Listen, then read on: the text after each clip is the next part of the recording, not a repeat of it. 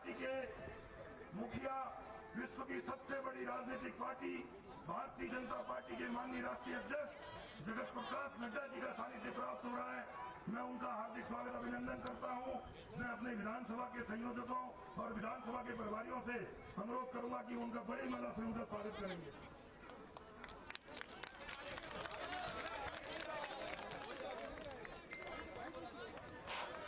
अपने विधानसभा के सह संयोजक, सह प्रभारी सभी लोग, जनसभा के प्रमुख आदरणीय अध्यक्ष जी का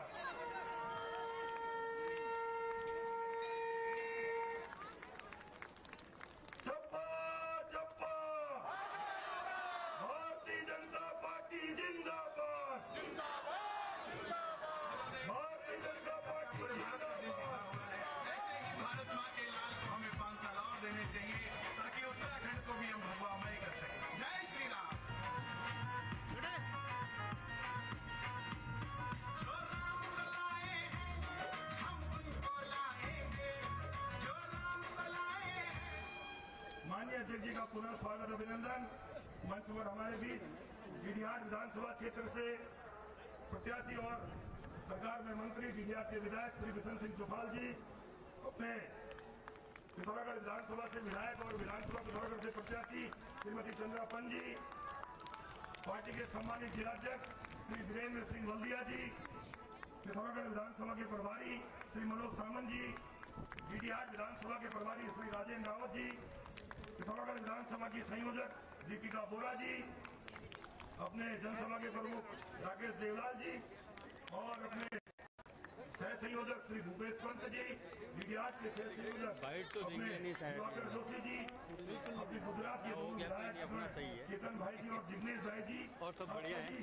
इस कार्यक्रम में उपस्थित और भारतीय जनता पार्टी जनपद पिथौरागढ़ के जिले के पदाधिकारी, मंडलों के पदाधिकारीगण, मोर्चों के पदाधिकारीगण आज माननीय अध्यक्ष जी के संबोधन को सुनने के लिए यहाँ पर आए।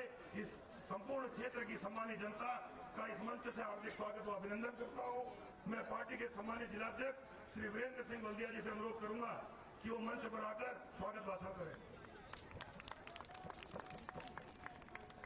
भारतीय जनता पार्टी, श्री जगत प्रकाश नड्डा, श्री बिशन सिंह चुफाल, श्रीमती चंद्रापन, भारत माता की, भारत माता की। आज पिथौरागढ़ और डीडीहाट विधानसभा क्षेत्र के सरहद में आयोजित इस चुनावी सभा में हम सबके बीच पधारे भारतीय जनता पार्टी को पूरे राष्ट्र में नई दिशा और दशा देने वाले, जिन्होंने अपने जीवन काल से ही अखिल भारतीय विद्यार्थी परिषद से लेकर भारतीय जनता पार्टी को सींचने का पूरे राष्ट्र में काम किया और वर्तमान में हमारे माननीय राष्ट्रीय अध्यक्ष श्रीमान जगत प्रकाश नड्डा जी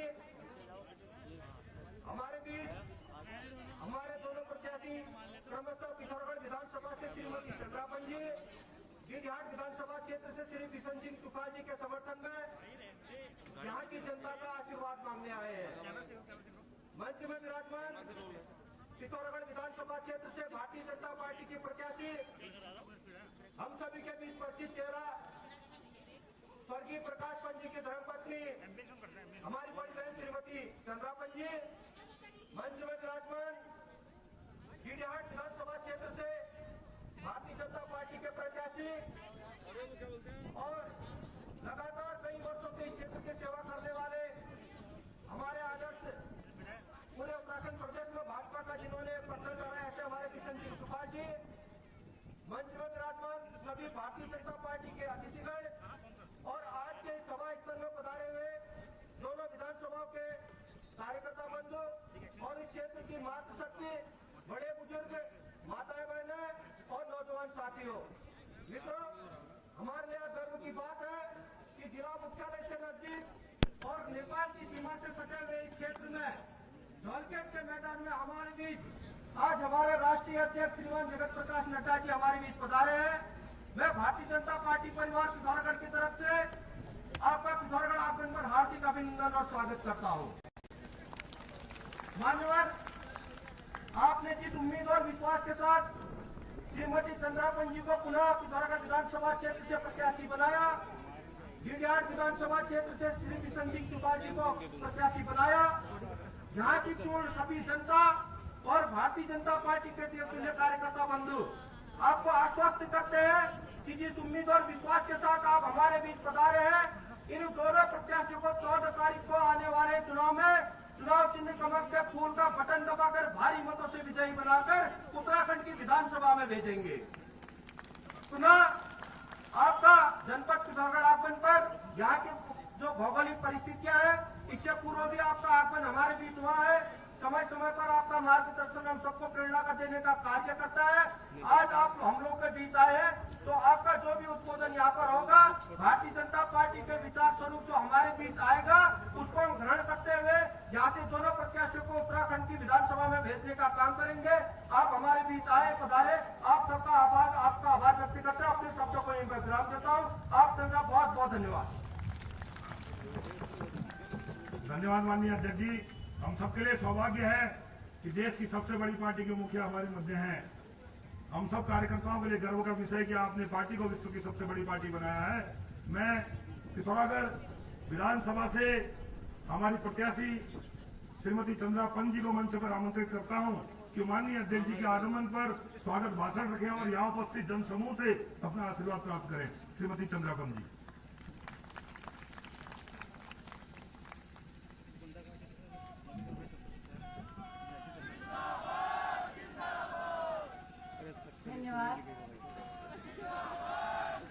भारत माता की, भारत माता की, भारतीय जनता पार्टी, भारतीय जनता पार्टी। आज इस विधानसभा 2022 के इस चुनावी सभा में मैं इस सीमांत जनपद पिथौरागढ़ के मैं आज के राष्ट्रीय अध्यक्ष भारतीय जनता पार्टी जो विश्व में अपना परचम लहराए हुए है, ऐसी भारतीय जनता पार्टी के राष्ट्रीय अध्यक्ष माननीय जगत प्रसाद नड्डा जी, मंच में उपस्थित हमारे इस क्षेत्र के और भारतीय जनता पार्टी के को जिन्होंने सींचा है, और डीडीहाट विधानसभा के प्रत्याशी आदरणीय बिशन सिंह चुफाल जी, मंच में उपस्थित भारतीय जनता पार्टी के जिला अध्यक्ष वीरेंद्र बल्दिया जी, मंच में उपस्थित जिला पंचायत की अध्यक्षा दीपिका बोरा जी, नगर पालिका के अध्यक्ष राजेंद्र रावत जी, और इस मंच का संचालन कर रहे हमारे बसंत जोशी जी तथा मंच में उपस्थित भारतीय जनता पार्टी के सभी पदाधिकारीगण और गुजरात से आए हुए हमारे भारतीय जनता पार्टी के विधायक, आप सभी का मैं हार्दिक अभिनंदन करती हूं और स्वागत करती हूं। मैं अपनी तरफ से तथा अपनी भारतीय जनता पार्टी की तरफ से इस पिथौरागढ़ की समस्त जनता की तरफ से आपने राष्ट्रीय अध्यक्ष जी का हार्दिक अभिनंदन स्वागत करती हूं और आभार व्यक्त करती हूं। मैं यहाँ पर उपस्थित इस जनपद की मातृशक्ति, यहाँ पर उपस्थित भाइयों बहनों और बुजुर्गगण तथा सभी सम्मानित जनता का हार्दिक अभिनंदन स्वागत करती हूँ, आपका आभार व्यक्त करती हूँ कि मैं आज इस भारतीय जनता पार्टी का बहुत गर्व करती हूँ, क्योंकि भारतीय जनता पार्टी वो पार्टी है जो एक महिला के सम्मान करती है। भारतीय जनता पार्टी का मुझे इतना गर्व है कि आज भारतीय जनता पार्टी ने मुझे एक महिला विधायक के रूप में यहाँ पर प्रत्याशी के रूप में घोषित किया है, इसलिए मुझे भारतीय जनता पार्टी में काफी गर्व है। भाइयों और बहनों, मैं यही कहना चाहूंगी कि पूर्व में इस पिथौरागढ़ की विधानसभा में प्रकाश पंत जी जो इस विधानसभा का प्रतिनिधित्व करते थे और आप लोगों के माध्यम से, आप लोगों के आशीर्वाद से वो इस विधानसभा के पद पर पहुंचे थे और विधानसभा में उन्होंने अपना पद ग्रहण किया था। और इस पिथौरागढ़ को की विकास को ले उन्होंने अनेक योजनाएं भी प्रकाशित की थी, अनेक योजनाएं बना थी और उनके न रहने पर मैं भारतीय जनता पार्टी को पुनः आभार व्यक्त करती हूँ। उन्होंने मुझे एक सम्मान देने के लिए इस पद पर आसीन किया और आपने उपचुनाव में मुझे अपना आशीर्वाद देकर मुझे विजयी बनाया। और जैसे कि आप लोगों को पता ही है किन परिस्थितियों में मैं इस विधानसभा में आई और राजनीति में आने का मेरा ऐसा कोई उद्देश्य नहीं था, जिससे लेकिन पिथौरागढ़ की विकास के लिए प्रकाश पंत जी ने जो योजना रखी थी, जो सपने सजाए हुए थे, वो सपने अधूरे रह गए थे। उन सपनों को पूरा करने के लिए ही मैं अपने शिक्षक का कार्य छोड़कर यहाँ एक संकल्प लेके आई थी कि यहाँ मैं उन सपनों को पूरा करूंगी और विकास के लिए जो रुकी हुई विकास की योजनाएं हैं उनको पूरा करूंगी।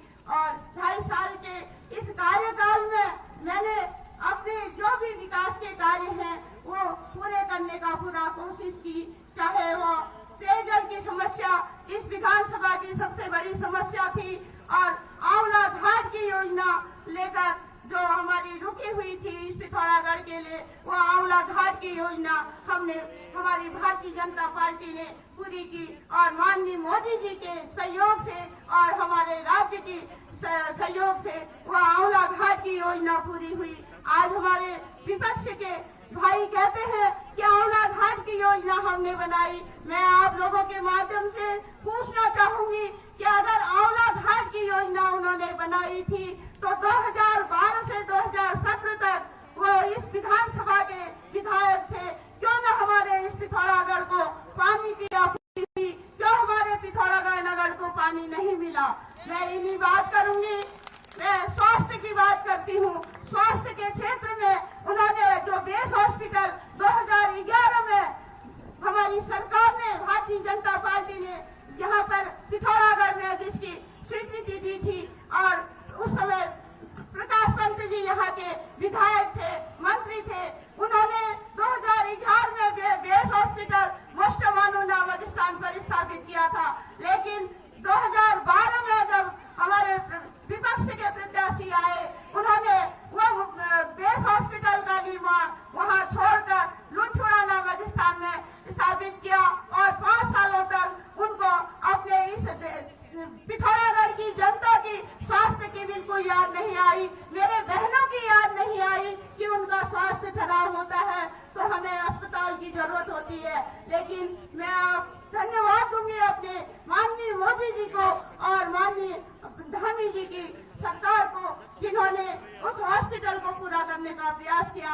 आज वो हॉस्पिटल संचालित है। आज सड़कों की बात करें तो हमारे हल्दू से लेकर जो ये एक सीमांत क्षेत्र है, हल्दू से लेकर अकल्ली साठ तक की जितनी भी सड़कें हैं वो हमारी सरकार ने काटी है। आज हर क्षेत्र में, हर टोक में, हर गांव में रोडों का निर्माण हुआ है और हमारा एक गांव का ग्रामीण व्यक्ति उन रोड से अपने घर तक जाता है। और जिन घरों में रोड नहीं थी, जिन गांवों में रोड नहीं थी, जिन टोकों में रोड नहीं थी, मैंने अपने इस 2.5 साल के कार्यकाल में उन गांव तक रोड पहुंचाने का प्रयास किया है। अपनी विधायक निधि से हो या राज्य स्तर से हो, किसी तरह से भी आज हमारा हर ग्रामीण अपने क्षेत्र में रोड के द्वारा अपने गांव तक पहुंचता है। अगर इन्हीं का अन्य कारण है विकास की, जो राज्य की योजनाएं हैं या केंद्र की योजनाएं हैं, हमारे अभी माननीय अन्य वक्ताओं ने भी इससे पहले आप लोगों को बताई थी। अब आगे भी हमारे राष्ट्रीय अध्यक्ष जी का मार्गदर्शन भी हमको मिलेगा। लेकिन मैं यही कहना चाहूंगी कि इस विधानसभा में कोरोना काल में अगर किसी ने हमारी जनता की सेवा की, हमारी जनता के अगर दुख सुख को पहचाना तो हमारी भारतीय जनता पार्टी ने पहचाना और घर घर जाकर हमारे कार्यकर्ताओं ने उस घर में रहने वाले, गांव में रहने वाले एक गरीब किसान की चिंता करी। तो तो हमारी भारतीय जनता पार्टी ने करी।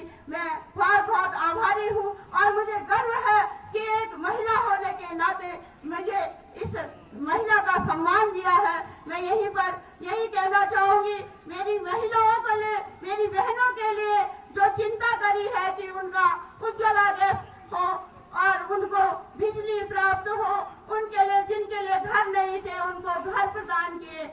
और आज घसियारी योजना जो ग्रामीण क्षेत्र में हमारी बहनें कभी घास नहीं काट सकती हैं, उस गायों को पालती हैं, अपने पशुओं को पालती हैं, तो उसके लिए भी घसियारी योजना का भी प्रबंध हमारी सरकार ने किया है ताकि हमारी बहनों को पशुपालन के लिए कठिनाई न हो। इन्हीं अनुसार बेटी बचाओ बेटी पढ़ाओ के माध्यम से हमारी बेटियों को आगे बढ़ाने के लिए जो कार्य किया है वो एक सराहनीय कार्य हमारी सरकार ने किया है और भाजपा की सरकार ने किया है। मैं यही कहना चाहूंगी कि आप लोगों के माध्यम से मैं यही पूछना चाहूंगी कि महिला, हमारे विपक्ष के नेता यहाँ पर कह रहे हैं, विपक्ष के भाई हमारे यहाँ पर कह रहे हैं कि ये पिथौरागढ़ की तो एक सीधी सादी महिला है और सीधी सादी महिला बोल नहीं सकती है। भाइयों बहनों, मैं आपको लोगों से यह पूछना चाहूंगी कि मैं एक शिक्षक हूँ। शिक्षक का कार्य होता है कि समाज को गति देना, समाज को एक योग्य बच्चे को जिस योग्य में होता है बच्चा, उस योग्यता की तरफ बच्चे को ढालने का कार्य शिक्षक करता है। शिक्षक एक नेता बनाता है, डॉक्टर बनाता है, एक इंजीनियर भी शिक्षक बनाता है। आज मैं अपनी बहनों से यही कहना चाहूंगी कि उनका काम कहना है कि एक महिला नेतृत्व तो नहीं कर सकती है। मैं आप लोगों के बीच यही कहना चाहूंगी कि आज हमारी बेटियां सीमा में जाकर प्रहरी के रूप में सेना में कार्य कर रही है और हर क्षेत्र में हमारी बेटी, हमारी बहन काम कर रही है। क्या एक महिला नेतृत्व तो नहीं कर सकती है? ये कांग्रेस की सोच है और उस सोच को हमने दूर करना पड़ेगा। हमने आगे आना होगा और भारतीय जनता पार्टी को आगे बढ़ाकर इस क्षेत्र की जनता को दिखाना पड़ेगा, कांग्रेस सरकार को दिखाना पड़ेगा कि कौन विकास कर सकती है और महिला कैसे आगे नहीं बढ़ सकती है। इन्हीं शब्दों के साथ मैं पुनः आप लोगों से यही कहना चाहूंगी कि हमारी सरकार के माध्यम से अनेक कार्य इस हमारी विधानसभा में हुए हैं, चाहे वो किसी भी कार्य में हो, चाहे कोरोना काल में जो भी कार्य किए थे हमारी भारतीय जनता पार्टी ने किए थे और घर घर जाकर उस कोरोना काल में हमारी भारतीय जनता पार्टी के कार्यकर्ताओं ने घर घर हर व्यक्ति के दुख सुख को लिया था, उसको भोजन भी दिया था। इन्हीं शब्दों के साथ पुनः मैं आज आप लोगों के सामने निवेदन करने आई हूँ, आप लोगों के सामने एक आपका आशीर्वाद लेने आई हूँ और मुझे पूरा विश्वास भी है कि यहाँ की जनता और यहाँ की जो बहनें हैं विशेष रूप से हमें कमल के फूल में बटन दबाकर अवश्य ही अपना आशीर्वाद देंगे ताकि हम यहाँ की आवाज को इस पिथौरागढ़ के विकास के कार्य जो हमारे अधूरे रहे हैं उन कार्यों को हम पूरा कर सकें और हमारी सरकार आएगी। हमारे केंद्र में मोदी जी की सरकार है जिनके द्वारा विश्व में आज हमारा भारत का लहराया हुआ है। हमारे पिथौरागढ़ में भी, हमारे डीडी हाट में भी नहीं, केवल हमारी जो पिथौरागढ़ की चारों सीट बीजेपी की झोली में जाएंगी, ये मेरा पूरा विश्वास है। आप लोगों से मेरा यही नम्र निवेदन है कि आने वाली 14 तारीख को आप अवश्य ही कमल के बटन दबाकर भारतीय जनता पार्टी की झोली में अपना आशीर्वाद डालेंगे। इन्हीं शब्दों के साथ पुनः आप सभी का बहुत बहुत आभार, बहुत बहुत धन्यवाद। जय हिंद, जय भारत। चंद्रापन जी जिंदाबाद, चंद्रापन जी जिंदाबाद।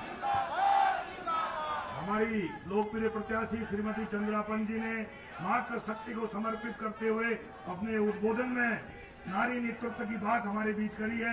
निश्चित रूप से यहाँ उमड़ा जनसैलाब और पिथौरागढ़ की विधानसभा आपके संकल्प और आपके सपने और आपके विचारों पर 14 तारीख को मोहर लगाने वाली है और कमल का बटन निश्चित रूप से दबाने वाली है। मैं हमारे बीच में डीडीहाट विधानसभा से बहुत ही लोकप्रिय विधायक उत्तराखंड की सरकार में मंत्री और लगातार 5 बार से आप विधायक हैं और आप अभी डीडीआर विधानसभा से प्रत्याशी हैं। श्री बिशन सिंह चुफाल जी, आपको मंच पर आमंत्रित करता हूं कि आप अपना संबोधन हम सबके बीच रखेंगे।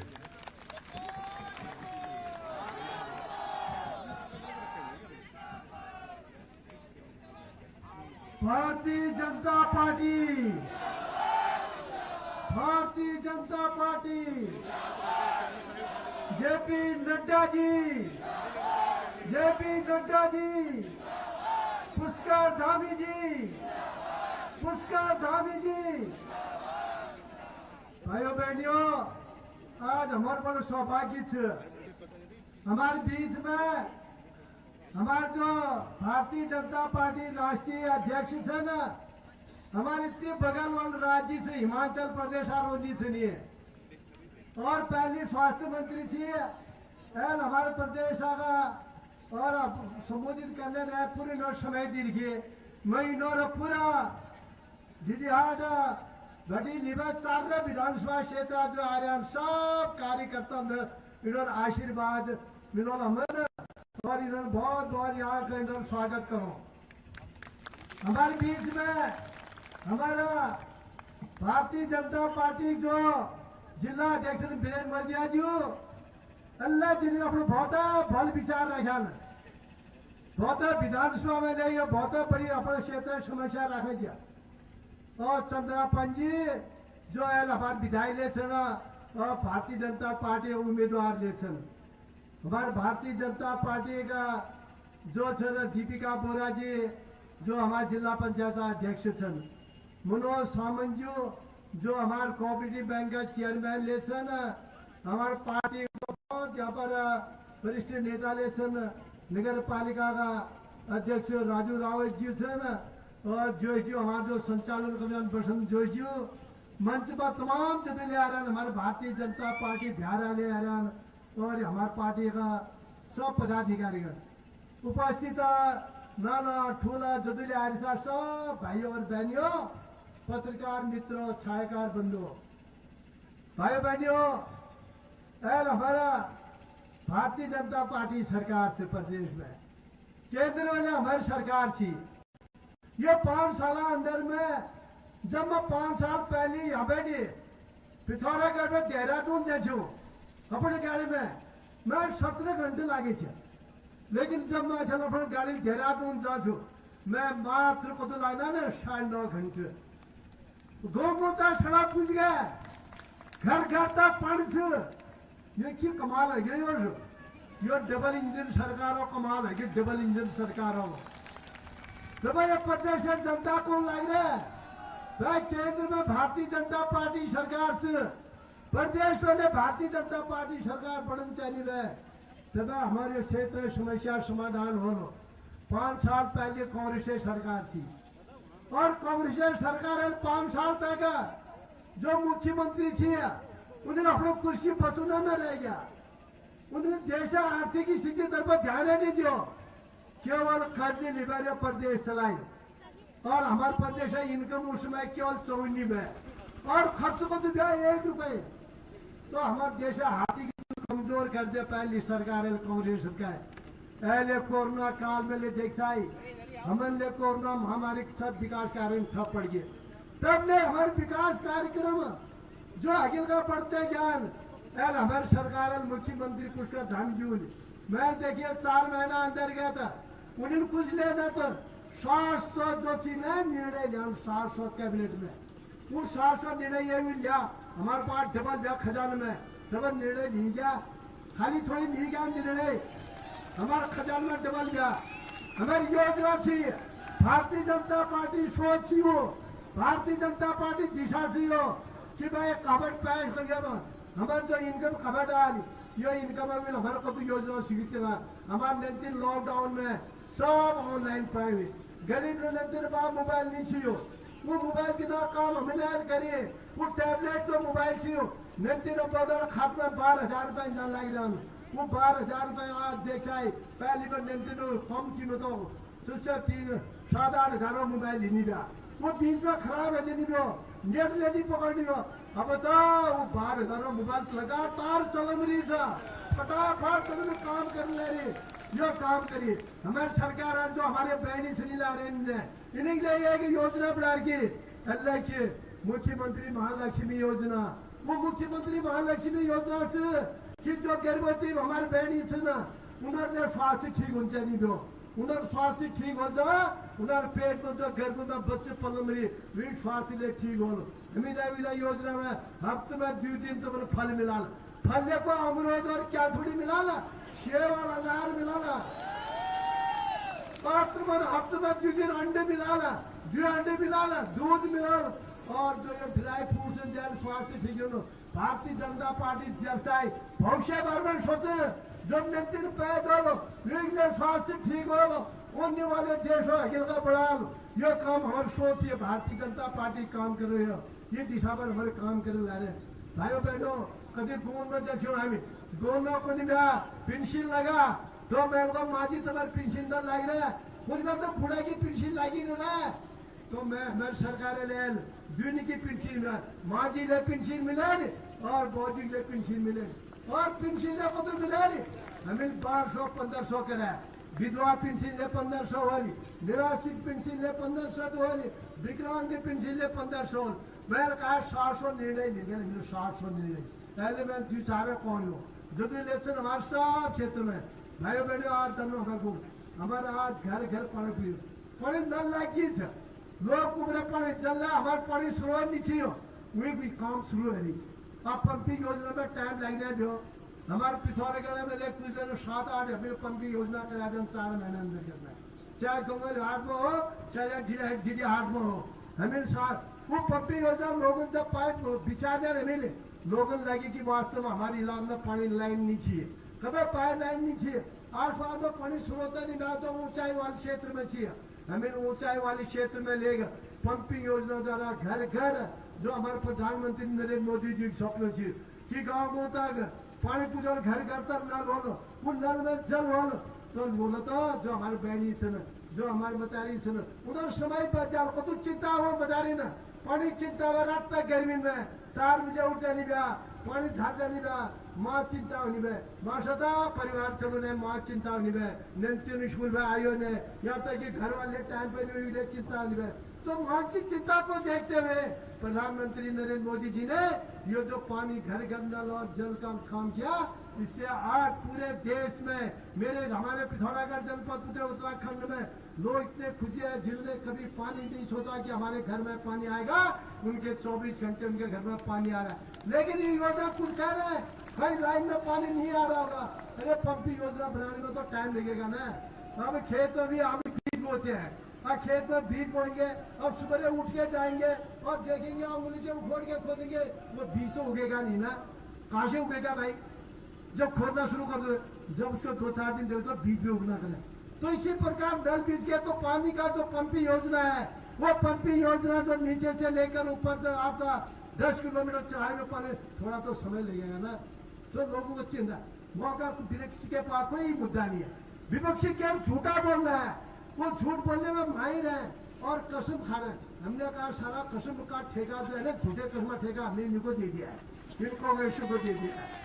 क्यों झूठ बोल के मैं तो कहते भाई वो तो यश को ला रही थी हमारे मैं इनको कसम ले खाए डले कसम ले खा मिला मैं इनको जो झूठ होना है वो सबने पहले कसम खा अपनी गलती छिपना बोले पते ना पूरा हमारे ये भी मैं ज्यादातर समय नहीं ले लूँ कहते हमारा राष्ट्रीय अध्यक्ष वहाँ जैसे देहरादून में एक कार्यक्रम से वहाँ एक कार्यक्रम में जन से मैं तुम्हें एक विनती करने जा रहा हूँ ये तो ज्यादा संख्या में 3 लोग ऐसा तुम्हारा आशीर्वाद था हमेशा मिले लेकिन अगल बगल वालों ने कहा आशीर्वाद से है तुम्हारे रिश्तेदारों ने कहा आशीर्वाद से है उन्हें तुम्हें जन से जो कहा कि हमारी सरकार बुलंद ला रहे हैं केंद्र में हमारी सरकार से प्रदेश वाले हमारी सरकार से हमारे जो भारतीय जनता पार्टी लेवल थी कि पहाड़ में हमारे उद्योग लगा गए हमारे अटल बिहारी वाजपेयी 10 साल औद्योगिक पैकेज दिए हमारे तराई में लगे उद्योग बैराज पिथौरागढ़ केंद्र में कांग्रेस सरकार बनी 10 साल औद्योगिक पैकेज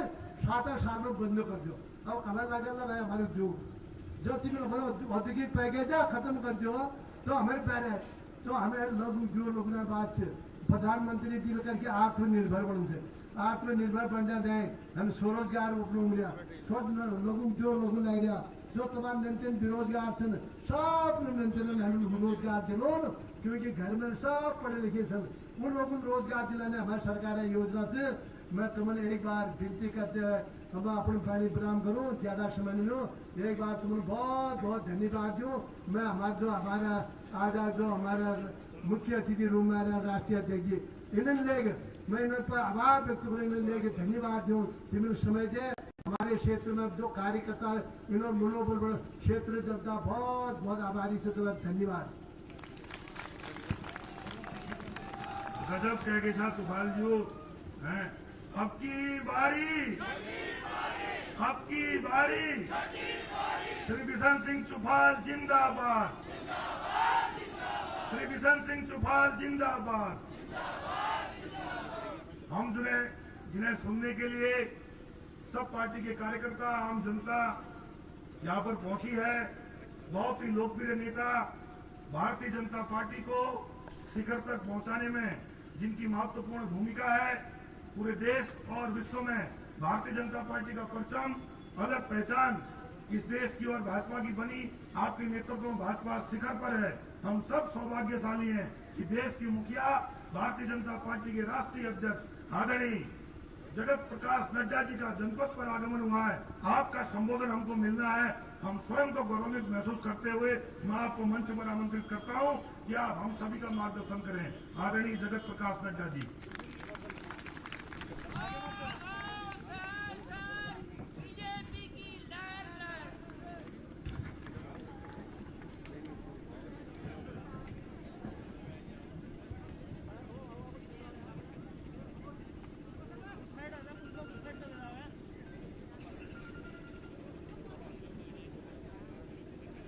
आज के इस विशाल जनसभा में मेरे साथ उपस्थित हमारे डीडी हाट के प्रत्याशी और हमारे वरिष्ठ नेता पूर्व में अध्यक्ष रहे वर्तमान में मंत्री श्री बिशन सिंह चौपाल जी, आज के कार्यक्रम में उपस्थित पिथौरागढ़ से हमारी प्रत्याशी आदरणीय श्रीमती चंद्रा पंत जी, हमारे जिला के भारतीय जनता पार्टी के अध्यक्ष वीरेंद्र सिंह जी, विधानसभा के प्रभारी डीडी हाट के राजेंद्र रावत जी, मनोज सावंत जी, श्रीमती दीपिका बोरा जी, विधानसभा की संयोजक पिथौरागढ़ की, श्री राकेश देवलाल जी जनसभा के कार्यक्रम देख रहे, बसंत जोशी जी जिला के महामंत्री, भूपेश पंत जी, दिवाकर जोशी जी, हमारे शुभम चंद जी अध्यक्ष युवा मोर्चा के, सम्मानित मंच और इतनी बड़ी संख्या में यहाँ पर एकत्र आए देवी और सज्जनों, मेरे प्रिय मित्रों, मेरे नौजवान साथियों, मीडिया के मेरे साथी, प्रिंट मीडिया और इलेक्ट्रॉनिक मीडिया के मेरे साथी, मेरा ये सौभाग्य है कि मुझे आज पिथौरागढ़ के पुण्य भूमि पर आने का सौभाग्य मिला है। और जब मैं यहाँ आया हूँ तो कामाख्या देवी मंदिर को नमन करता हूँ, साथ ही साथ पाताल भुवनेश्वर मंदिर वहाँ भी हम नमन करते हैं और महाकाली मंदिर में भी अपने शीश झुकाते हुए आप सबका अभिनंदन करते हैं, आप सबका स्वागत करते हैं। मित्रों, यह पवित्र भूमि जिसको सरयू नदी का आशीर्वाद हो, जिसको रामगंगा का आशीर्वाद हो, ऐसे पुण्य भूमि पर मुझे आने का मौका मिला और आप सब लोगों ने जिस गर्मजोशी से मेरा स्वागत किया है उसके लिए पुनः आपका अभिनंदन और स्वागत। यह वीर भूमि, इस वीर भूमि को जिसने प्रयाग दत्त पंत जी को पैदा किया, जिन्होंने आजादी के लिए क्रांतिकारी के रूप में अपने आप का सर्वस्व न्यौछावर किया, ऐसे प्रयाग दत्त पंत जी को, कृष्णानंद जी को और हम सबके बहुत ही आदर के योग्य भारत रत्न पंडित गोविंद वल्लभ पंत को मैं आज के दिन याद करता हूं, जिनके योगदान से आज हम एक विकसित उत्तराखंड की तरफ देखने को, आजाद भारत में उत्तराखंड को हम देख पाते हैं। मित्रों, हमारे से पहले इस चुनावी सभा में सरोज पंत जी ने और हमारे चुफाल जी ने, बिशन सिंह चुफाल जी ने आपके सामने बहुत ओजस्वी रूप में अपनी बात को रखा है और उन्होंने यह बताया कि मैंने क्या किया, मैं क्या कर रही हूं, मैं क्या कर रहा हूं, हमारी सरकार ने क्या क्या किया है। देखो, राजनीति में चुनाव एक ऐसा माहौल और मौसम होता है और समय होता है जब आपको अपने भविष्य के बारे में तय करना होता है। और जब आप अपने भविष्य के बारे में तय करते हो तो मैं सब लोगों को बोलता हूं कि राजनीति के राजनीतिक गहराई को समझने का प्रयास करें।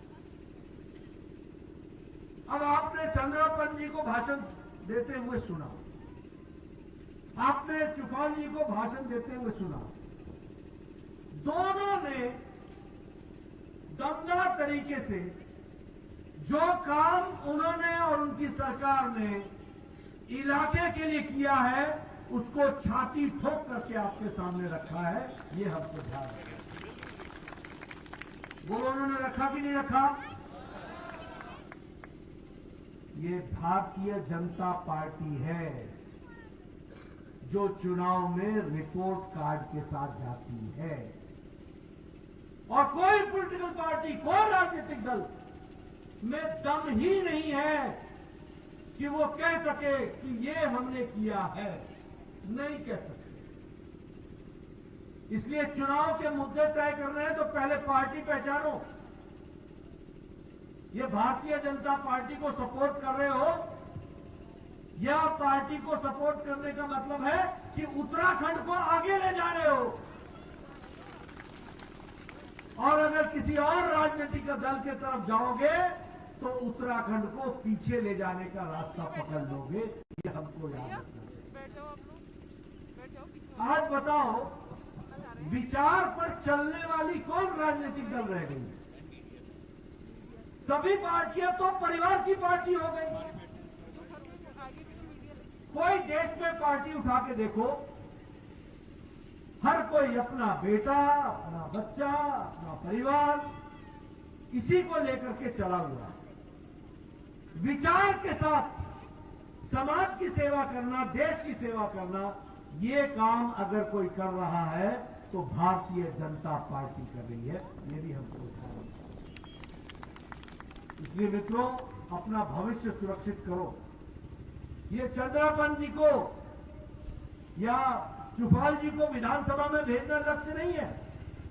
ये तो माध्यम है। ये जाएंगे तो पिथौरागढ़ आगे बढ़ेगा, ये जाएंगे तो डीडी हाट आगे बढ़ेगा, ये जाएंगे तो उत्तराखंड आगे बढ़ेगा। ये इसका माध्यम है। हम कुर्सी पर बैठने नहीं आते हैं, हम कुर्सी के माध्यम से लोगों की तस्वीर और तकदीर बदलने के लिए आते हैं। और इस बात को हमको ध्यान में रखना।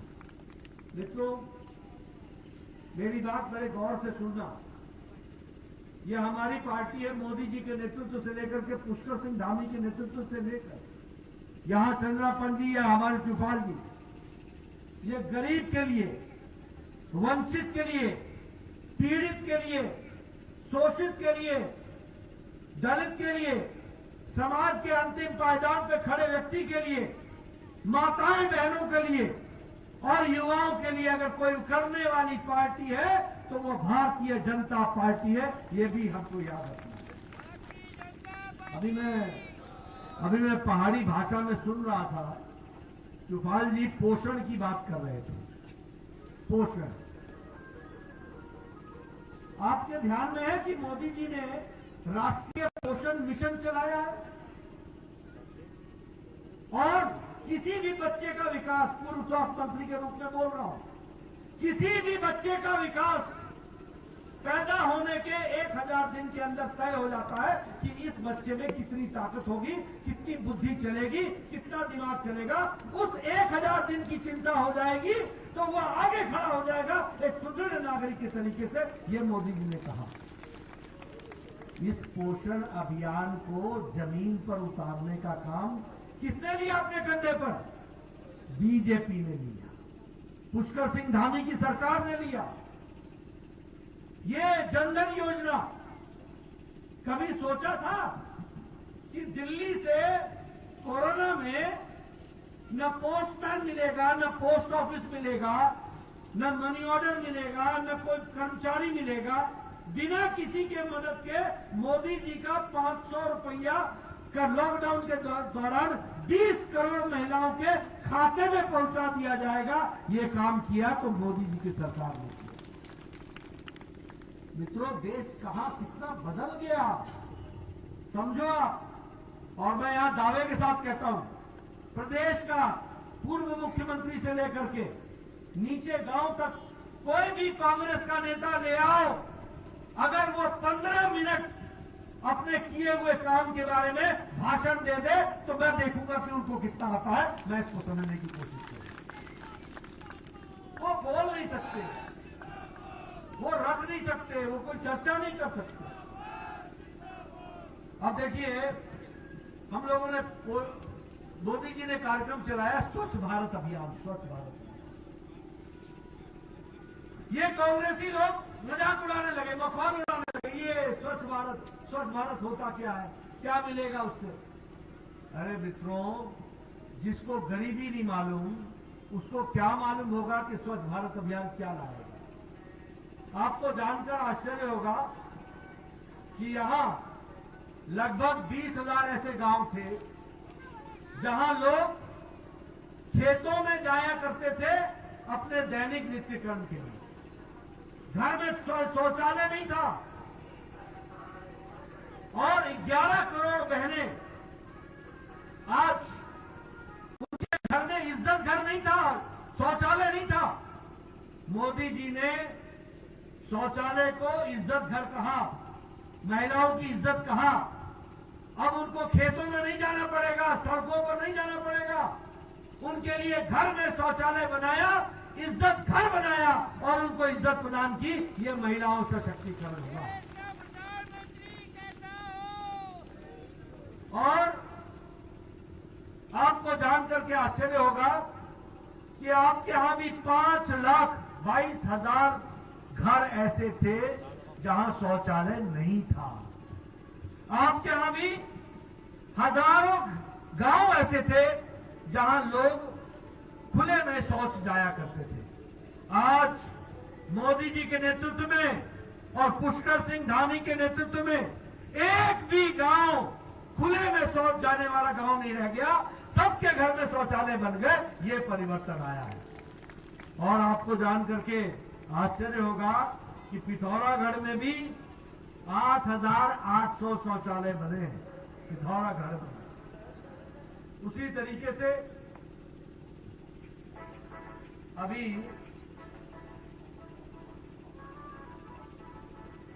उज्ज्वला योजना, अगर उज्ज्वला योजना की बात करो तो आपके ध्यान में आएगा कि लोग, हमारी बहनें गांव में सवेरे 5 बजे उठकर, बोलिए, लकड़ी काट करके लाने के लिए जाती थी कि नहीं जाती थी? 5 बजे सुबह उठ के लकड़ी काटते जाती थी कि नहीं जाती थी? और लकड़ी काट के लाके चूल्हा जलाती थी कि नहीं जलाती थी? और गोबर इकट्ठा करके कंडा, गोबर को दीवारों के साथ खाप करके कंडा वो बनाती थी कि नहीं बनाती थी? और उस कंडे को लेकर के चूल्हा जलाती थी कि नहीं जलाती थी? आजकल मोदी जी ने गैस का कनेक्शन पहुंचा दिया। हमारी बहनें अब लाइटर लेकर के गैस को जलाती हैं और 5 मिनट में चाय पिला करके पतिदेव को तैयार कर देती हैं कि जाइए जाके दिन की दिनचर्या पूरी कीजिए। ये फर्क आया है कि नहीं आया है? महिलाओं को ताकत दी है कि नहीं दी है? ये फर्क आया है। इसको हमको याद रखना चाहिए। लगभग 2,62,00,000 घर ऐसे थे जिनके घरों में बिजली नहीं थी। 18,000 गांव ऐसे थे जिनके घर में बिजली नहीं थी। मीडिया वाले, मैं चाहूंगा कि आप मेरे आंकड़े नोट करो। 18,000 गांव और 2,62,00,000 घर ऐसे थे जिसमें बिजली नहीं थी। आज मोदी जी ने और पुष्कर धामी जी ने मिलकर बिजली पहुंचाई। 2,62,00,000 घरों में बिजली पहुंची है। और आपके यहां इस पिथौरागढ़ में 10,780 घरों में बिजली पहुंचाने का काम किया गया है। इसको भी आपको याद रखना चाहिए। ये भी आपके सामने मैं कहना चाहता हूं। कभी सोचा था किसान को पेंशन लगेगी? कभी सोचा था कि किसान को सम्मान निधि मिलेगी? आज 11 करोड़ किसान को 180 लाख करोड़ रुपए मोदी जी के द्वारा दे करके 2-2 हजार रुपए की 10 किस्तें दे दी गई हैं। और आपके यहां भी 14,000 करोड़ रुपए के माध्यम से 9 लाख किसानों को 10 किस्तों में 2-2 हजार रुपए पहुंचाया जा चुका है। और आपके पिथौरागढ़ में 60 करोड़ रुपए खर्च करके उस 1,400 में से 60 करोड़ खर्च करके 5,700 किसानों को 2-2 हजार रुपए के हिसाब से 10 किस्तें आज तक मिल चुकी हैं। ये हम आपको याद दिलाना चाहते हैं। मित्रों, ये बताइए, ये बदलता उत्तराखंड है कि नहीं है? ये बदलता भारत है कि नहीं है? ये किसान का विकास हुआ कि नहीं? गरीब का विकास हुआ कि नहीं? आज से 5 साल पहले तब और आपका फर्क देख लो। 5 साल पहले मैं ये सारी बातें आपसे इसलिए कह रहा हूं कि चंद्रापंत जी को भेजना और चुफाल जी को भेजना सिर्फ ये उद्देश्य नहीं है। इनके माध्यम से उत्तराखंड को आगे बढ़ाना है, ये हमारा उद्देश्य है। इसको हमको समझना चाहिए। मित्रों, 5 साल पहले कोई व्यक्ति बीमार हो जाता था तो उसके इलाज के लिए कोई पैसे देने की व्यवस्था थी क्या?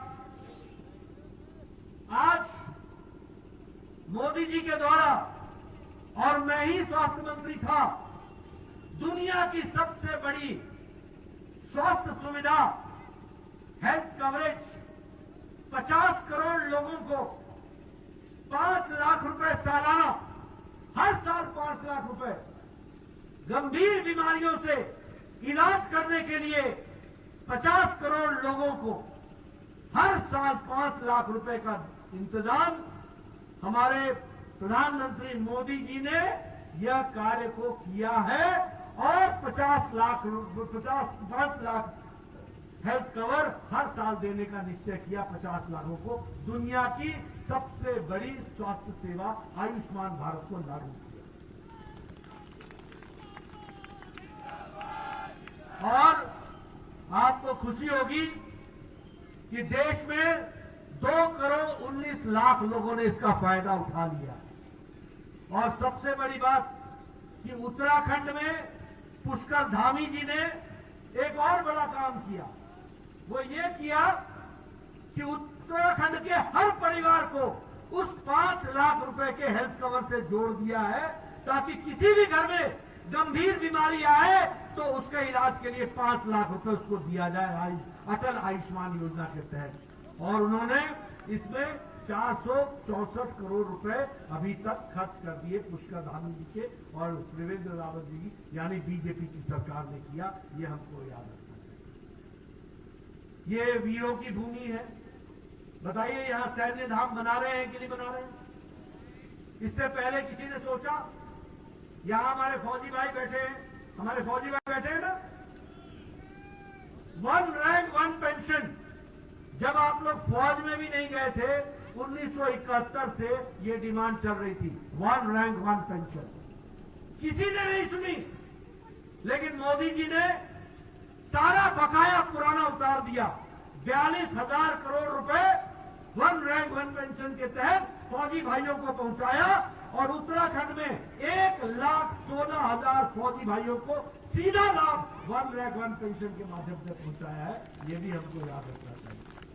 अभी मैंने सुना हमारे कांग्रेस के नेता राहुल गांधी साहब बोलते हैं, ये टैंक खरीदने से, ये एरोप्लेन खरीदने से, ये चॉपर खरीदने से, ये हेलीकॉप्टर खरीदने से, ये लड़ाकू हेलीकॉप्टर खरीदने से, ये तोप बम से देश मजबूत नहीं होता है। देखो इनकी सोच, देखो इनकी सोच। एक इनका रक्षा मंत्री थे AK एंटनी, कहने लगे कि मुझे कोई शर्म नहीं आती है ये बताने में कि हमने एक बहुत बड़ी गलती की है। चाइना ने अपने बॉर्डर पर अच्छा इंतजाम कर लिया है और हम इंतजाम नहीं कर पाए। ये कांग्रेस के रक्षा मंत्री A.K. एंटनी ने राज्यसभा में ये जवाब दिया, पार्लियामेंट में जवाब दिया। और मोदी जी ने राफेल का बेड़ा पहुंचाया भारत में कि नहीं? लड़ाकू जहाज का बेड़ा पहुंचा कि नहीं पहुंचा? 20 साल से कोई भी एरोप्लेन यहां नहीं आया था। चीनों को मंगवाया कि नहीं हेलीकॉप्टर? आपके लड़ाकू तोपखाने नए आए कि नहीं आए? आप बताइए। AK-56 हमारे असॉल्ट राइफल पहुंचे कि नहीं पहुंचे भारत में? लाखों के हिसाब से पहुंचे। हमारे बुलेट प्रूफ जैकेट समाप्त हो गए थे, लाखों के हिसाब से नहीं करोड़ों के हिसाब से खरीदे गए और अब भारत दूसरे देशों को अपने बुलेट प्रूफ जैकेट बना करके भेज रहा है। ये आत्मनिर्भर भारत बन रहा है, इसको हमको याद रखना है। मित्रों, आप लोग तो पहाड़ी इलाके के लोग हो, आपने तो आर्मी का कॉन्वॉय जाते देखा होगा। देखा है ना आर्मी का कॉन्वॉय कैसे चलता था? आगे गाड़ी चलती थी लाल झंडा लेकर के और पीछे गाड़ी चलती थी सबसे अंत में हरा झंडा लेकर, ऐसे ही चलती थी ना। और ये कॉन्वॉय जब चलती थी तो जब पुल आता था ब्रिज, तो सारी गाड़ियां रोकी जाती थी और एक तरफ से इस कॉन्वॉय को रास्ता दिया जाता। ऐसा ही था कि नहीं था? और पहुंचने में 3-3 दिन लगते थे, 4-4 दिन लगते थे। देखिए हमारे फौजी भाई कितने जोर से बोल रहे हैं। उन्होंने ये देखा है, समझा है, जाना है। आज 14,000 किलोमीटर हमारे 14,000 मीटर के ब्रिज के साथ, डबल लेन बड़े बड़े ब्रिज के साथ 12 महीने चलने वाली सड़क मोदी जी ने चाइना से लेकर के पाकिस्तान के बॉर्डर तक बना करके दे दी है। एक दिन के अंदर हमारा फौजी भाई वहां पहुंच जाता है। और राहुल जी को क्या पता चलेगा कि देश मजबूत कैसे होता है? उन्होंने क्या जाना है कि देश के मजबूती क्या अर्थ रखती है? इसलिए मित्रों, मैं ये सारी बात आपके सामने इसलिए रख रहा हूं कि आप इन बातों को ध्यान में रखिए और आगे विकास के लिए आगे बढ़िए। अभी 4 दिन पहले बजट आया, 60 लाख नौकरियों के लिए प्रोडक्शन लिंक्ड इंसेंटिव का इंतजाम इस बजट में किया गया है। 60 लाख नौकरियां 1 साल के अंदर देंगे। यह है बदलता भारत। हमारे यहां लगभग 25,000 किलोमीटर की सड़क 1 साल में बनेगी। 2022-23 में 25,000 किलोमीटर बनेगी और 20,000 करोड़ रुपए उसके लिए प्रावधान किया गया है ताकि वो खर्च करके वो सड़कें बनाएंगी। बताइए इसमें लोगों को रोजगार मिलेगा कि नहीं मिलेगा? जब 20,000 करोड़ रुपए खर्च होगा तो रोजगार मिलेगा कि नहीं मिलेगा? उसी तरीके से हर घर जल, इसको पहुंचाने के लिए 1 साल में 3 करोड़ 80 लाख लोगों के घर में जल पहुंचेगा और 60,000 करोड़ रुपए 1 साल में खर्च होगा। ये हमको याद रखना है।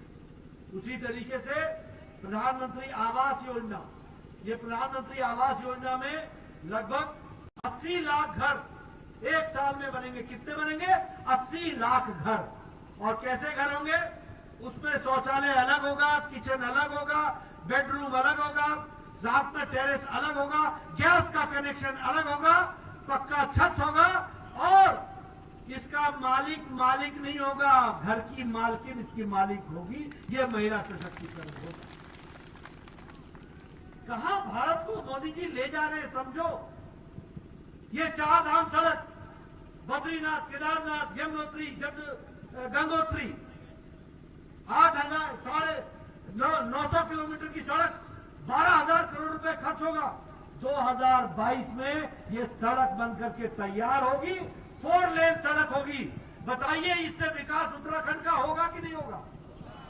ये सिर्फ उत्तराखंड का ही विकास नहीं होगा, ये विकास की गंगा बहेगी, रामगंगा बहेगी। इसको हमको याद रखना है।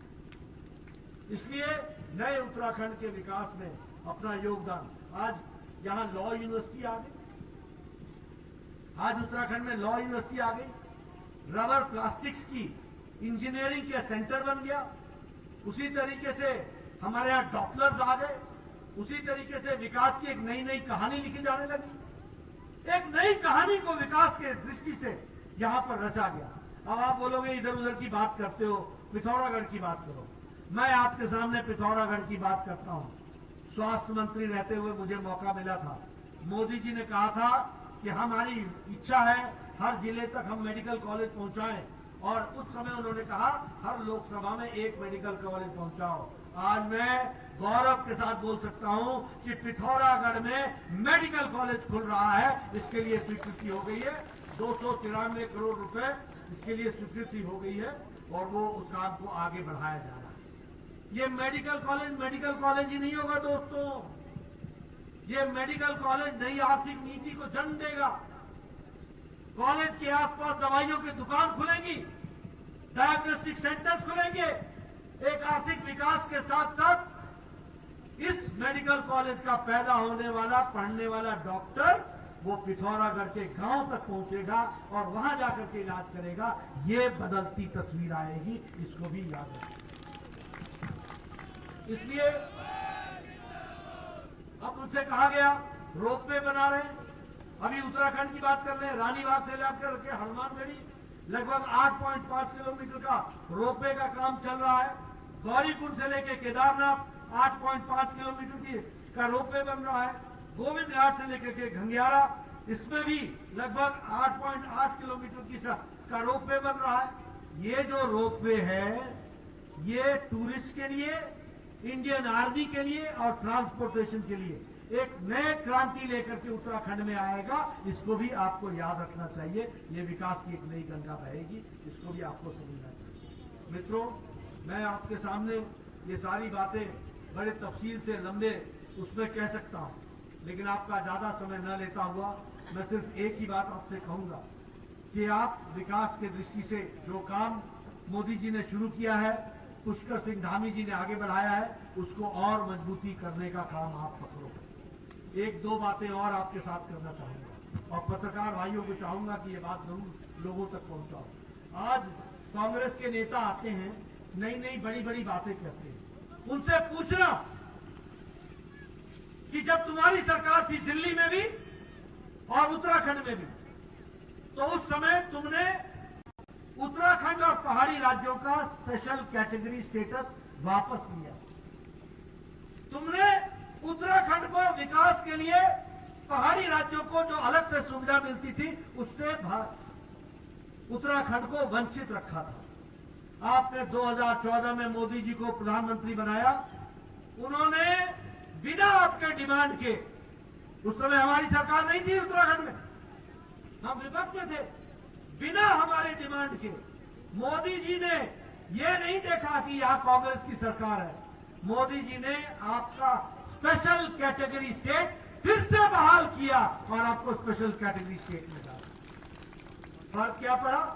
फर्क ये पड़ा कि उत्तर प्रदेश को, बिहार को, मध्य प्रदेश को विकास में अगर 1 रुपया दिया जाता है तो 60 पैसे भारत सरकार देती है, तो 40 पैसे उनको देना पड़ता है स्टेट को। लेकिन उत्तराखंड में, हिमाचल प्रदेश में जहां से मैं आता हूं, और नॉर्थ ईस्ट में आपको सिर्फ 10 पैसे देने पड़ते हैं। 90 पैसे मोदी जी देते हैं, 90% मोदी जी पहुंचाते हैं। ये भी हमको याद रखना चाहिए। प्रधानमंत्री ग्रामीण सड़क योजना, आपको जानकर के आश्चर्य होगा, पहले ये ग्रामीण सड़क योजना 1000 के से ऊपर के बस्ती के लिए ग्रामीण सड़क योजना बनती थी, 1000 से ऊपर।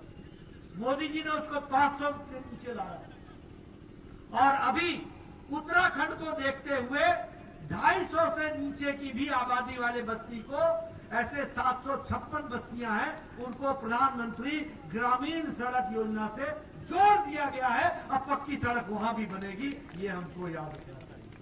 मित्रों, मैं आपका ज्यादा समय न लेता हूं, आपको ये बताने आया हूं कि हम सब लोग एक विकास की एक नई गाथा लिखने का प्रयास कर रहे हैं। इसी मंच से मैं कांग्रेस के नेताओं को चैलेंज करता हूं कि वो आकर के किसी भी मंच से 15 मिनट अपने किए गए कामों के बारे में चर्चा करें और उत्तराखंड की जनता को, पिथौरागढ़ की जनता को बताएं कि उन्होंने विकास के लिए क्या काम किया, उन्होंने लोगों की तस्वीर तकदीर बदलने के लिए क्या काम किया, उन्होंने महिला सशक्तिकरण के लिए क्या काम किया, उन्होंने गरीबों के लिए क्या काम किया, उन्होंने दलितों के लिए क्या काम किया, उन्होंने पिछड़ों के लिए क्या काम किया, उन्होंने वंचित लोगों के लिए क्या काम किया, कभी आकर के बताएं।